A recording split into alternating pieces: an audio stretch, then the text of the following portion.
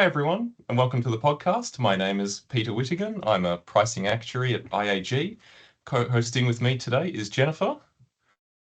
Hi, I'm Jennifer, a pricing actuary at January. Today we're talking strategic thinking. Joining us today is Alissa Holz from RGA Australia. She's the CEO of Australia and New Zealand.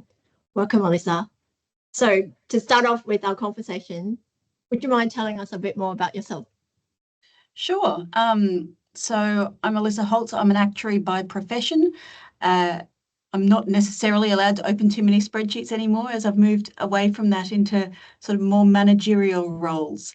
I come from Queensland, big Maroons supporter and State of Origins this week, so looking forward to a good win on Wednesday night. Good luck. So I guess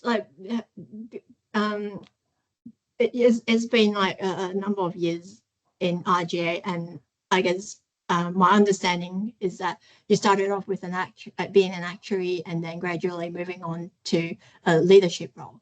So I guess what made you want to move from being an actuary to taking on the CEO role? Or was it the plan, or does it just like happen as it goes? Look, I've had a really great career, and my career's been sort of both organic and purposeful in what I've been doing.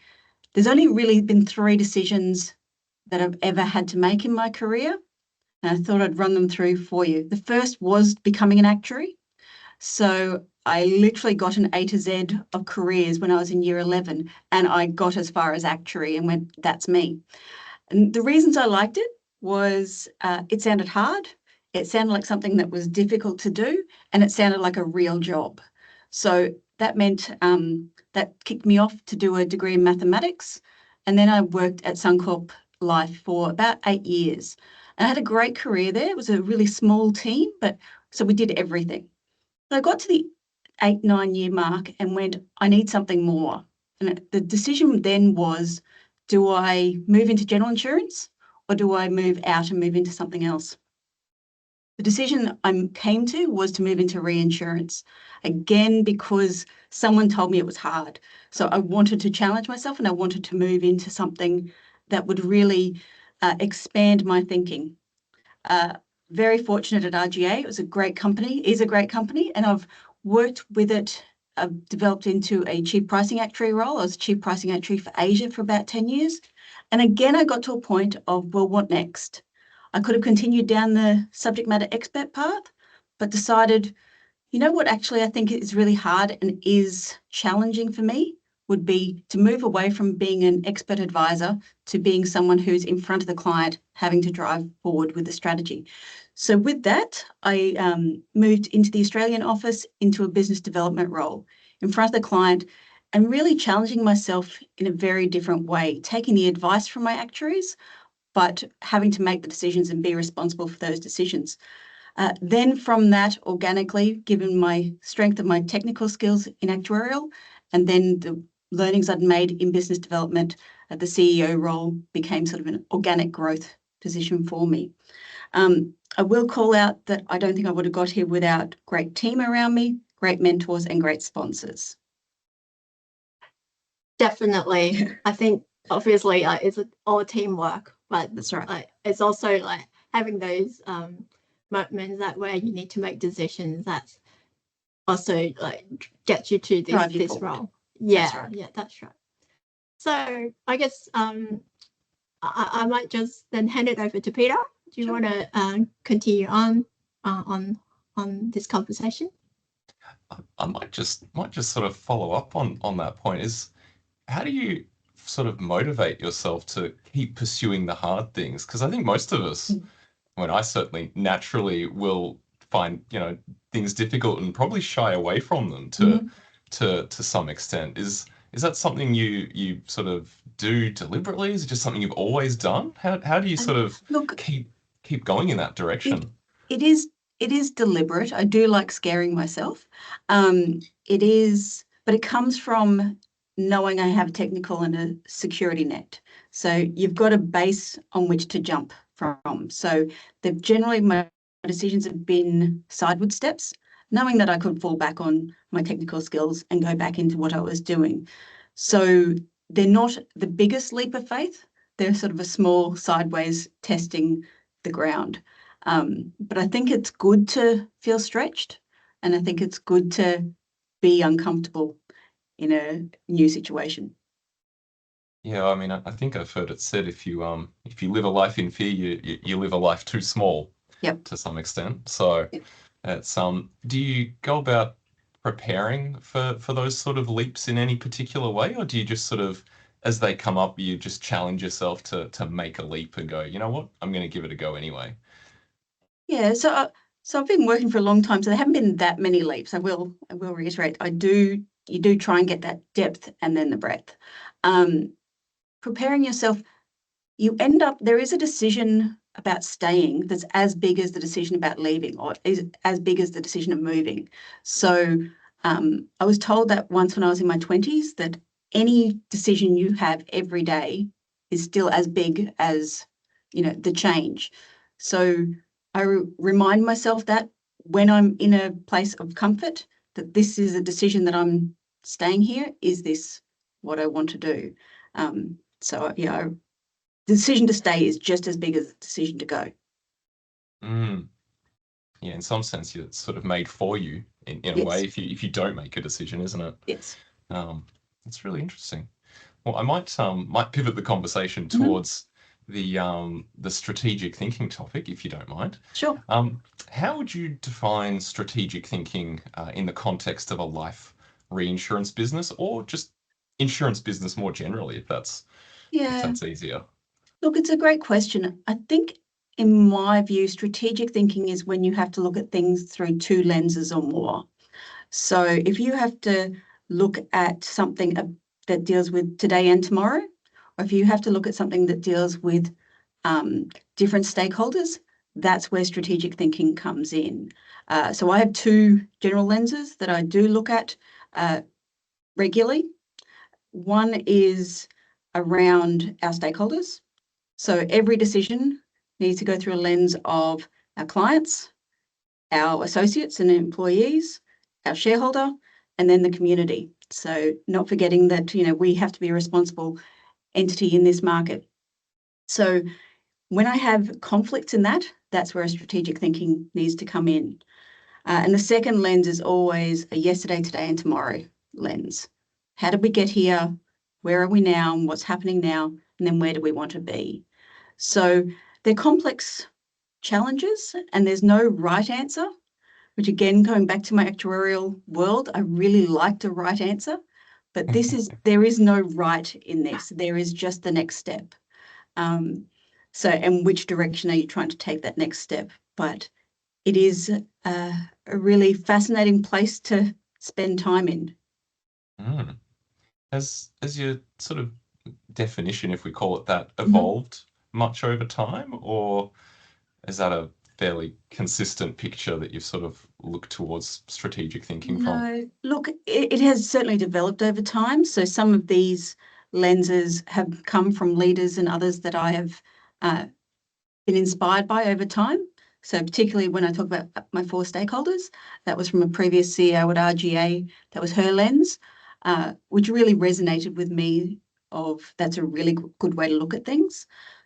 But every situation is different. I am fully open to having a blind spot and knowing and learning something new. I'm always interested in if someone has a different way for me to think about things.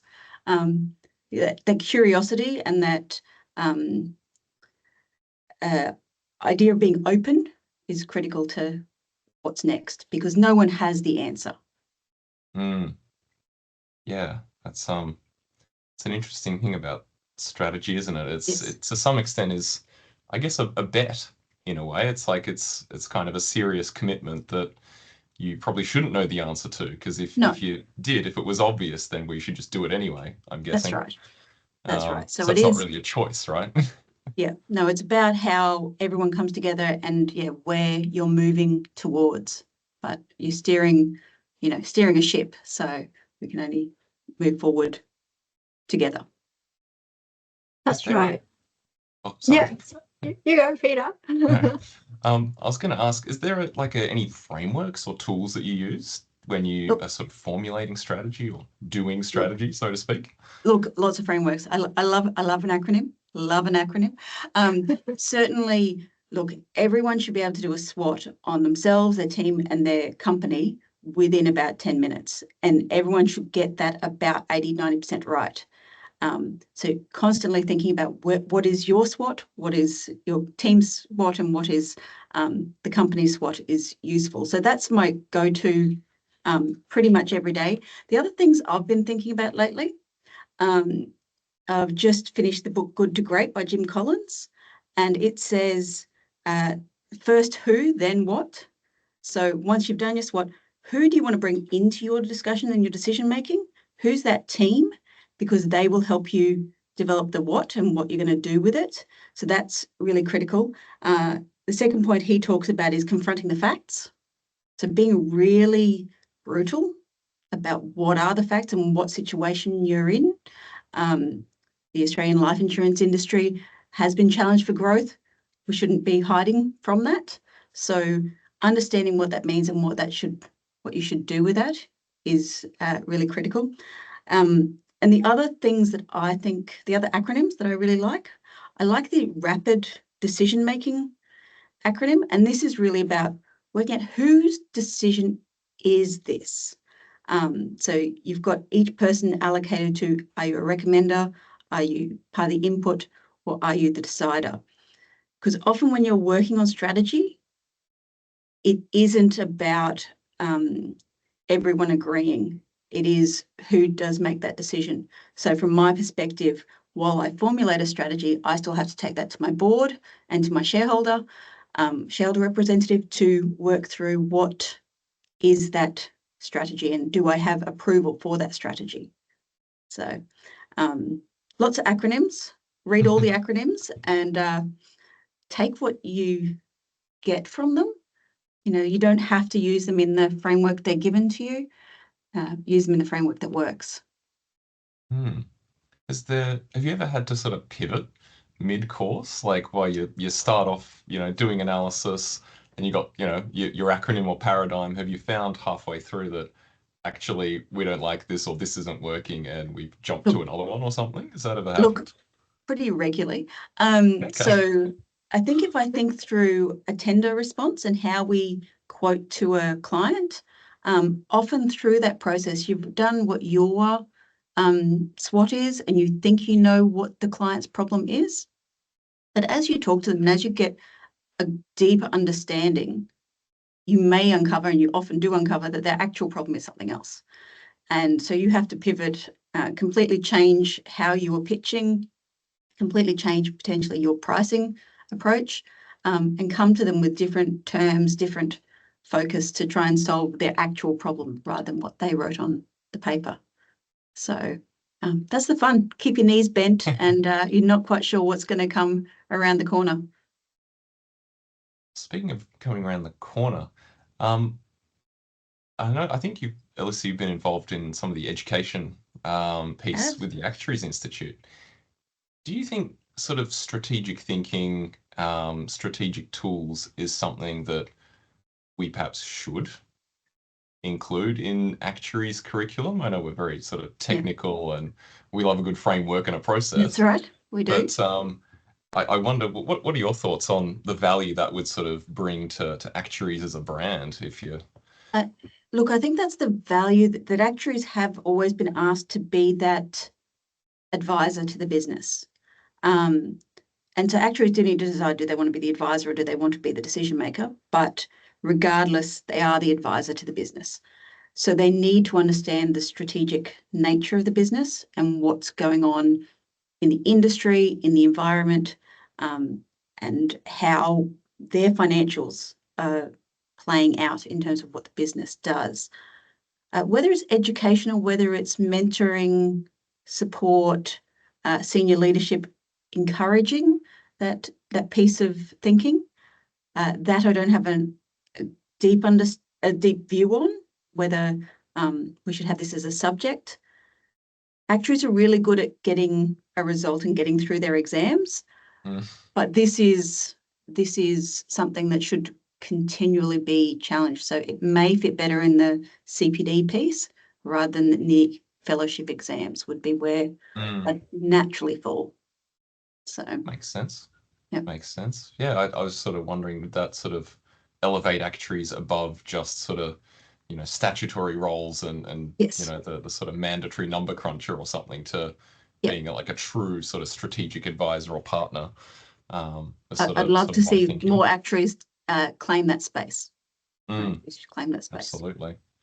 And does your actuarial background give you an advantage or a solid foundation to make these strategy or better utilize any frameworks that you have? So it helps me. So I'm in a life insurer. So our financials obviously are driven heavily by the actuarial reserving. So understanding that helps me understand the context. But I think regardless, you get the right people around you. So back to get the right people on the bus or first who, then what? You need a range of thinkers and a range of skills in that space. So an actuary should be one of them, but you probably, you need a lawyer, you need someone with a risk background, you need someone with a sales background or a consumer background. That has to be part of the group of thinking. And that's ignoring the cyber risk and the IT risk, which, you can't avoid anymore. So yeah, that's right. Having the right people in the room and having the right tools and frameworks is very important. Yeah. So, but I was just thinking, as a CEO, implementing those strategies involves making tough decisions and not everyone agrees with, and especially when you have a team of people you're relying on, then they have different views. And how do you handle moments that you need to go against the grain or you need to make unpopular calls? Do you have an example that you could share with us? Sure. Look, it's not the funnest part of the job. So as I'm reflecting on this, what I think is the most important thing is trust. So if your team trusts you and if you have a buildup of trust within your organization, the hard calls land better because people understand that you are thinking about this through multiple lenses. You haven't rushed to these decisions. You're not flippant about the change that's needed. So, one, have trust, and then two, any decision needs to be communicated with respect and dignity.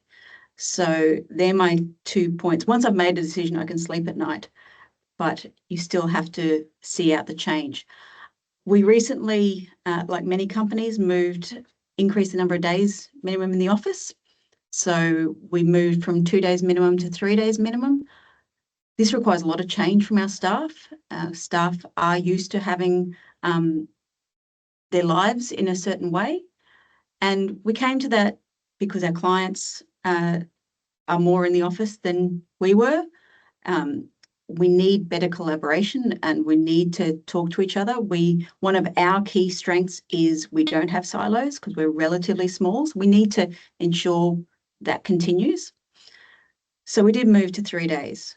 The way we communicated that, though, we did give everyone a school term's notice.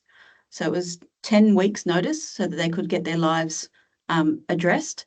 It was also, as we were moving offices, where we believed that the transport was appropriate, and we opened up conversations about those people who had challenges in their personal lives around flexible work arrangements.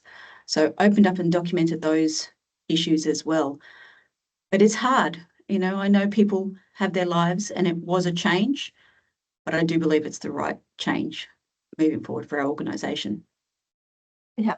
So what I hear is trust and also communication is trust, communication. Try and give people as much warning as possible to go through that change management piece. Lots of conversations, lots of talking. That makes sense. And is there a time where the stakeholder inputs or the other your team's recommendations or feedback actually lead you to change your decision? Or is that like another example that you can think of? So where we had to change back or do other things. Certainly when within quotes, we do that sort of piece regularly. We may change tact, or we may stop doing a quote. There's been a number of times where we've been down a path with working with a client, and then something comes up either through our risk lens or through the discussions our pricing team are having that mean we're just not going to get there. And having to make that call to the client and say, we're not going to quote on this business. It's not fair on our resources. We're just spinning our wheels here is, again, it's unpopular then with the client.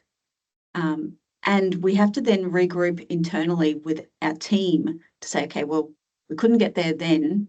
What's going to change next quote? What are we doing such that we won't be halfway down a path next time?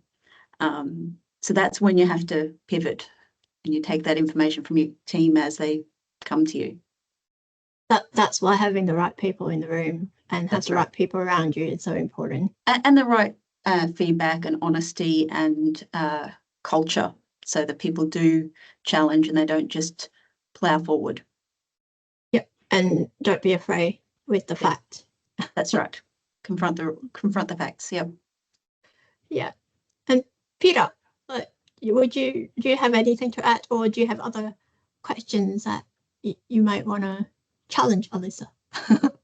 Sure. Well, I might pick up on an earlier point you made, Alissa, about sort of how we got here, where we are, and into the future. Yes. How do you balance the short term versus long term when you're thinking strategically? Like, is there quantitative metrics that you look at? Is there just a more a gut feel with some of these things? Look, I'll go with work in progress. Work in progress. It is very easy to get caught up in the urgent but not important. It's very easy to be busy being busy. So I have a couple of tricks which aren't overly exciting, but at the top of my catch-ups with my team and the top of my catch-ups with my manager, I have what the priorities are, what my personal priorities are for the coming fortnight. I then also encourage everyone to talk about that, to make sure that we aren't forgetting what those longer term focus points are. When we're looking at a quote, we do have a line that we discuss, how does this fit with strategy? But we do have goals that are this year, and a yearly goal for a life insurance company is hard, but we do have goals we need to meet in terms of our quarterly results. So it's not a great science, but keeping one eye and keeping that long-term strategy top of mind and top of your email list is the only thing I've got that works for me. Makes sense. Eye on the prize. Yep. And it reminds you every day, then it tells you you're not doing the right thing. The other trick I do have that I know a number of people do use is you set your password to whatever your goal is for the quarter. Oh, that's clever. So because everyone now has these reminder. really long passwords. So doing something that is your goal for the quarter and typing it in as your password meets those requirements that probably you only know what those goals are, and you have to type that in multiple times a day.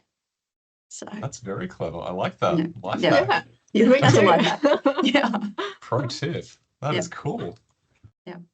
Well, I think that might be all the questions and time we have. That was a fascinating discussion, Alissa. Thank you so much for taking us through a whirlwind tour of strategic thinking and life hacks as well. So thank you so much for being on the podcast. We really appreciate your time.